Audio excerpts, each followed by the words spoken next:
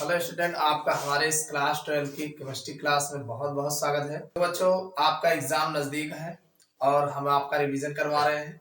तो रिवीजन में आज हम जो एल्डिहाइड कीटोन और कार्बोक्सिलिक अम्ल का चैप्टर है, इसमें से एक ऐसे टॉपिक को ढूंढ के लाए हैं जो आपके बोर्ड एग्जाम्स में बहुत ही ज्यादा इंपॉर्टेंट है। ये अक्सर जो है इसकी अभिक्रियाएं या इसके बारे में जो है बहुत पूछा जाता है। आज का हमारा ये जो क्वेश्चन है वो है, संघनन से आप क्या समझते हैं या संघनन अपक्रिया से आप क्या जानते हैं। तो संघनन अपक्रिया क्या होती है, इसको उदाहरण सहित पूछा जाता है, साथ में इसकी विशेषताएं भी पूछा गया है। तो चलिए आज इस क्वेश्चन को कंप्लीट जान ही लेते हैं। ये आपके बोर्ड एग्जाम्स में पूरे 4 नंबर में पूछा गया है। तो 4 नंबर ऐसा नहीं मिलता है, 4 नंबर के लिए 4 काम करने पड़ेंगे तब मिलता है। तो पहले आपको बताना होगा कि संघनन क्या होते हैं। तो पहले संघनन देख लेते हैं, उसके बाद फिर इसके अपक्रियाएं क्या है उसको देख लेते हैं, और फिर इसके विशेषताएं क्या है उसको देख लेते हैं, और फिर इसके रासायनिक अभिक्रिया क्या है संघनन की, इसको भी जान लेते हैं। तो आप लोग वीडियो के अंत तक बने रहिएगा, देखना अभी आपका तैयार हो जाएगा और 4 नंबर जाने नहीं पाएगा। तो चलिए देखते हैं। सबसे पहले संघनन अभिक्रिया होती क्या है, संघनन किसे कहते हैं। तो एक चीज जान लीजिए, संघनन का मतलब होता है संघनित होना। अब संघनित कैसे होगा, जैसे कहने का मतलब कोई हमारा कंपाउंड है, तो जब 2 या 2 से अधिक कंपाउंड, अब एक चीज जान रहे हैं आप कहाँ का कंपाउंड होगा, तो एक या तो एल्डिहाइड होगा या तो कीटोन होगा। एक बात ध्यान रखना, ये संघनन की अभिक्रिया जो हम बताने जा रहे हैं ये या तो एल्डिहाइडों में मिलेगा या फिर जो है कीटोनों में देखने को मिलेगा। तो यहाँ पर जब 2 या 2 से अधिक, या तो 2 रहेंगे, अरे संघनित कौन होगा, या तो 2 लोग संघनित होंगे या तो 2 से अधिक लोग संघनित होंगे। तो जब 2 या 2 से अधिक सरल अणु आपस में मिलकर और एक छोटे अणु या तो H2O निकालते हैं या तो यानी एक नॉर्मल पार्टिकल निकालते हैं, तो कुल मिला के आपस में जुड़ करके संघनित होकर के जो यौगिक बनाते हैं उसे हम संघनित यौगिक कहते हैं। और इस प्रक्रिया को आपस में जुड़ने की जो प्रक्रिया होती है उसे हम संघनन कहते हैं। समझ में आई बात, संघनन किसे कहते हैं, जब 2 या 2 से सरल यौगिक आपस में मिल करके एक नए यौगिक का निर्माण करते हैं, तो यह प्रक्रिया संघनन कहलाती है। और अब इस संघनन में छोटा मोटा पार्टिकल निकलता है, जैसे मान लीजिए H2O निकलेगा, अरे संघनित होंगे तो कुछ ना कुछ तो निकलेगा ना। तो निकले या ना निकले, केवल एक चीज आपको ध्यान देना है कि जब 2 या 2 से अधिक सरल अणु आपस में मिलकर एक बड़े अणु का निर्माण करते हैं तो इस प्रक्रिया को संघनन कहते हैं, जिसमें कार्बन कार्बन नया बंध का निर्माण होता है, यानी कार्बन कार्बन की नए बंध का निर्माण किया जाता है।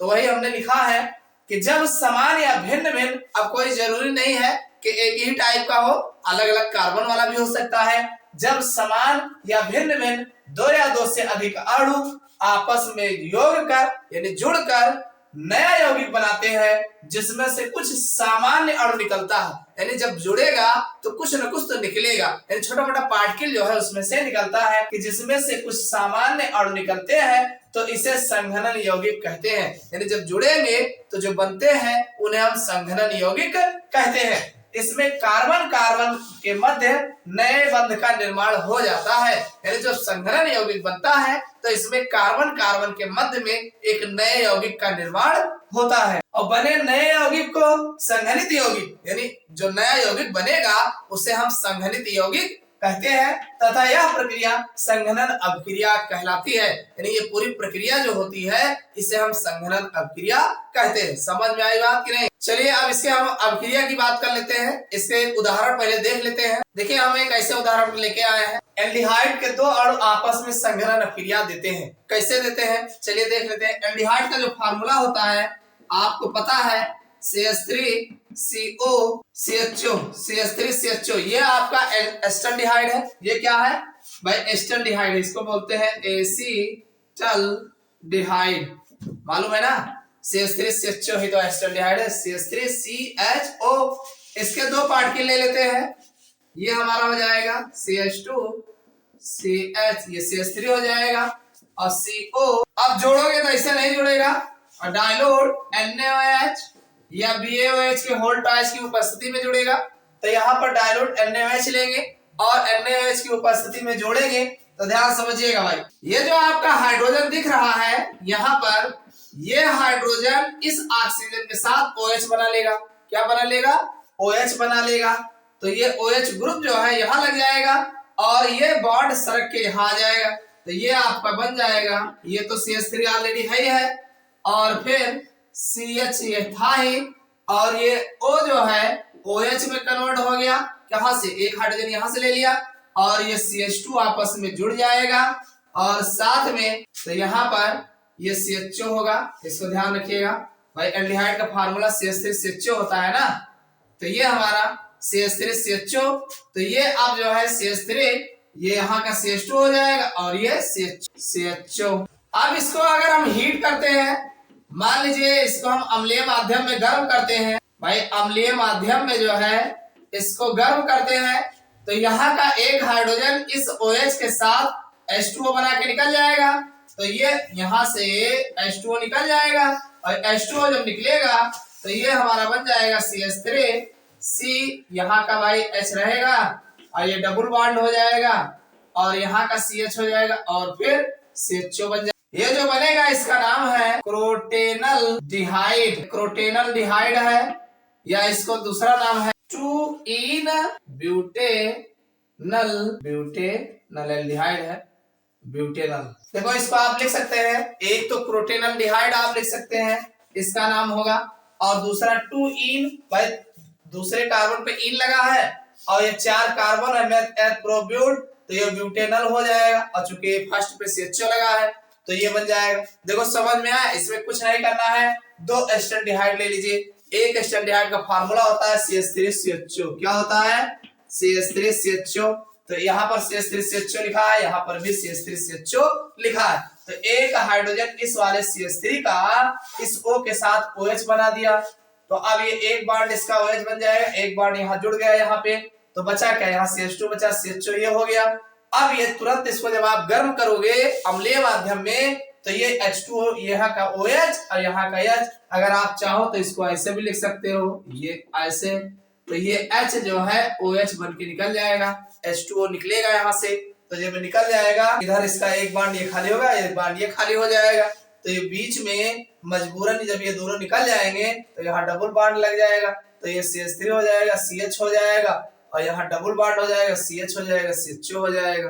तो ये आपका जो बना है एल्डिहाइड के 2 अणु, ये 2 अणु जुड़ करके किस कैसे जुड़ रहे हैं, डाइल्यूट NaOH की उपस्थिति में आपस में जुड़कर ये इसको बोलते हैं एल्डोल। क्या बनाते हैं इसको, एल्डोल बोलते हैं। अब आपसे पूछा जाता है कि एल्डोल संघनन से आप क्या समझते हैं, तो आप बताएंगे कि जब 2 एस्टल्डिहाइड, चाहे कीटोन को कह लो, जब 2 एस्टल्डिहाइड के अणु तब NaOH की उपस्थिति में आपस में जुड़ते हैं तो एल्डोल बनाते हैं, यह प्रक्रिया एल्डोल संघनन कहलाती है। समझ में आ गई बात। एक क्वेश्चन इसी में से एल्डोल संघनन पूछा जाता है, तो एल्डिहाइड के जब 2 अणु आपस में तब NaOH की उपस्थिति में जुड़ करके जो बनाते हैं उसे हम एल्डोल कहते हैं। अब एल्डोल को अगर हम अम्लीय माध्यम में हीट करते हैं तो इसमें से H2O निकलेगा, तो यहाँ का HOH निकल जाएगा, यहाँ डबल बॉन्ड हो जाएगा, तो ये हमारा क्रोटेनल डिहाइड जो है प्राप्त होता है। समझ में आ गई बात। तो ये हमारा संघनन अभिक्रिया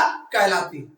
अब हम बात कर लेते हैं संघनन अभिक्रिया की कुछ विशेषताएं हैं, उनको भी जान लेते हैं। अब अगर हम संघनन की विशेषताओं की बात करें, देखो भाई अगर एल्डोल संघनन कहता है तो सीधा सीधा आप बताएं, एल्डिहाइड के 2 अणु तब NaOH की उपस्थिति में आपस में जुड़ करके जो बनाते हैं उसे हम एल्डोल कहते हैं, और आराम से रिएक्शन दे देना।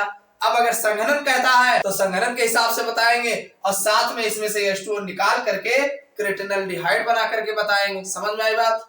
अब संघनन की अगर हम विशेषताएं की बात करें तो देखो पहली विशेषता ये है कि यह अनुत्क्रमणीय अभिक्रिया है, यानी एक बार अभिकारक से उत्पाद बन गया तो बन गया, दोबारा लौट करके अभिक्रिया नहीं होती है, यानी विपरीत अभिक्रिया नहीं होती है, ये केवल अग्र अभिक्रिया होती है। तो इसीलिए यह अनुत्क्रमणीय अभिक्रिया होती है। यह अभिक्रिया कैसी होती है, अनुत्क्रमणीय अभिक्रिया होती है, इसको ध्यान रखना।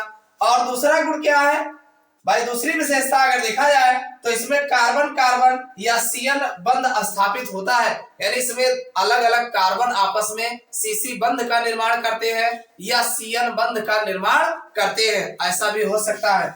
और अगली विशेषता है कि इसमें एक ही पदार्थ या विभिन्न पदार्थों के अणु भाग लेते हैं। कोई जरूरी नहीं है कि एल्डिहाइड लिए हो तो दूसरा भी एल्डिहाइड हो, अरे एल्डिहाइड लिए हो एस्टल्डिहाइड लिए हो तो प्रोपेनल डिहाइड भी हो सकता है, एस्टल्डिहाइड लियो, कीटोन भी हो सकता है। तो जैसा आप लियो समान भी लोगे तो समान भी हो सकता है, अलग अलग प्रकार के अगर आप लेते हैं तो अलग अलग भी हो सकता है। तो वही कहा गया है कि इसमें एक ही पदार्थ या विभिन्न पदार्थों के अणुभाग लेते हैं। अगला है कि संघनन उत्पाद का अणुभार, यानी जो आपके संघनित होने पर ये जो उत्पाद बना है इसका जो अणुभार होता है वो गुणक में हो सकता है, यानी जितना ये होगा उसी के गुणक में हो सकता है या नहीं भी हो सकता है। कोई जरूरी नहीं है कि इसी के गुणक में भी हो जाए और गुणक में ना भी हो। गुणक में कब होगा? जब इसमें से कुछ नहीं निकला होगा तो उसी के गुणक में होगा। लेकिन अब H2O अगर निकाल दिए हो तो इतना कम ही तो हो जाएगा। तो कुल मिला के गुणक में हो भी सकता है और गुणक में नहीं भी हो सकता है। और अगला है कि संघनित होने पर कुछ छोटे अणु जैसे H2O, NH3 आदि भी बनते हैं। आपने देखा कि यहाँ पर H2O निकला है, तो ऐसे जब संघनित होते हैं तो इसमें से कुछ छोटे पार्टिकल निकलते हैं। क्या निकलते हैं? H2O निकल सकता है, NH3 निकल सकता है, इसी तरीके से कुछ छोटे पार्टिकल जो है बाहर निकलते हैं। तो ये तो है संघनन अभिक्रिया की विशेषताएं। आपके बोर्ड एग्जाम्स में खूब नंबर लगा के पूछा गया है। समझ में आ गई बात? तो ये आपका हो गया संघनन किसे कहते हैं और इसके उदाहरण हो गए और इसकी विशेषताएं हो गई। समझ में आई बात? इतना जब आप बताओगे तब आपको जाकर के 4 नंबर देखने को मिलेगा। तो समझ में आ गया होगा। चलिए फिर मिलते हैं अगले क्लास में नए लेक्चर के साथ।